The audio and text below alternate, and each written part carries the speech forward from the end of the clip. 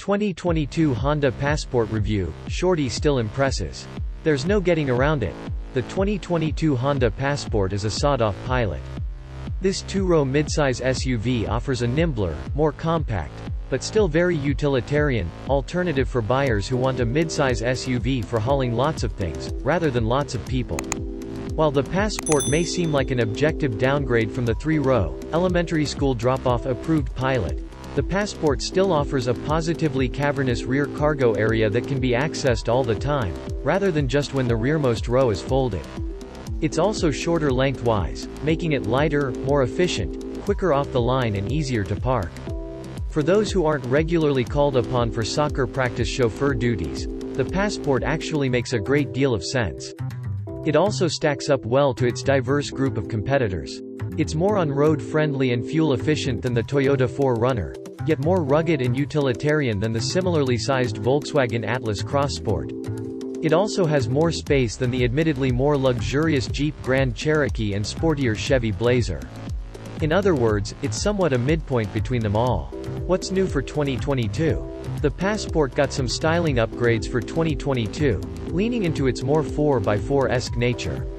There's even a whole new model to support this notion, the Passport Trail Sport. This takes the already vaguely rugged two-rows formula to a slightly more off-roady level, packing a more no-nonsense interior, beefier tires and some unique styling elements to set it apart from its more pedestrian siblings. Unfortunately, the previous Sport model has been dropped entirely, significantly bumping up the Passport's base price. What are the Passport's interior and in-car technology like?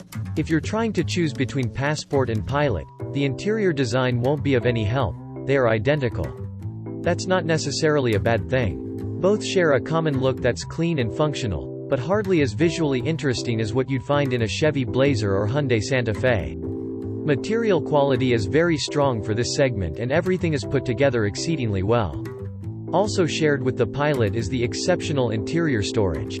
There are multiple door bins, 2 cup holders in each rear door, 2 areas to store a smartphone up front, and the giant center bin is big enough to hide a purse under its flat rolling cover. There's even more storage underneath the cargo floor, including a plastic bin that can be easily cleaned and drained. Interior tech is less impressive. There is a lot of it standard, true, but the means in which it is controlled can frustrate.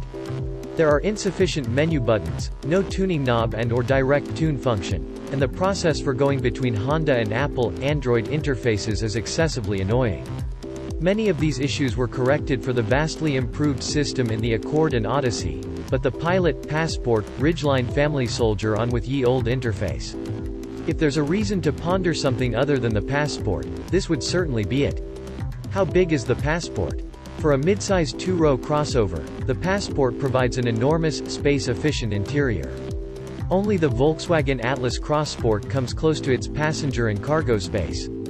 The second row offers abundant head and legroom, while also sliding considerably to bring kids closer to parents up front or to free up cargo space. Need to fit a rear-facing child seat? No problem. There's more than enough space between rows and lower latch anchors for all 3 positions. The cargo area is not only the biggest in the segment, but arguably the most versatile as well. Besides expanding thanks to the sliding back seat, it also houses a large bin under the floor that can hide valuables or secure dirty items from the clean interior. It can also be removed to be cleaned.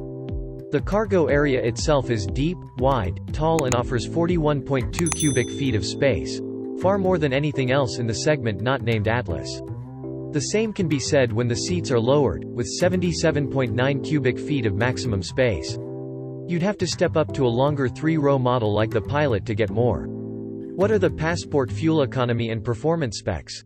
The Passport has only one engine and transmission offering, a 280 horsepower, 3.5-liter V6 paired to a 9-speed automatic and either standard front-wheel drive or optional all-wheel drive. This engine is strong, smooth and according to the 0 to 60 times posted by various publications, acceleration can be the strongest in the segment. Fuel economy ratings are typical: 20 mpg city, 25 mpg highway and 22 mpg combined with FWD, and 19th 24/21 with AWD, including Trail Sport. Confirming the highway number, we achieved 24.8 mpg in 340 miles of mostly rural highway driving. The standard Passport can tow up to 3,500 pounds, which is about average in the segment. The Trail Sport bumps that to 5,000 pounds with its inexpensive utility package, besting even the AWD Chevy Blazer, which boasts up to 4,500 pounds of trailering capacity. What's the Passport like to drive? A lot like a Pilot. The springs are slightly stiffer, so the Passport doesn't bob and roll as much on the road as the more boat-like Honda Pilot. Its steering is also slightly sharper. Then again, it shows a reluctance to be hustled along a windy road, similar to its big sibling. In other words, despite being sportier feeling than the Pilot, is still not a sporty vehicle overall. Virtually the same thing can be said of the Volkswagen Atlas Cross Sport. Think of it as a more comfortable, refined and spacious alternative to the rugged, outdoorsy Toyota 4Runner. For those who are looking for that rugged edge, note that the Trail Sport's knobby 18-inch tires do contribute a bit more road noise, but their taller sidewalls make for an excellent ride. The only real wart is the 9-speed automatic transmission. Though improved from other iterations that always seem to be in the wrong gear or slow to engage the correct one, there are still moments of unusual behavior. There can be a little too much engine braking off throttle, for instance, as if you're in the wrong gear.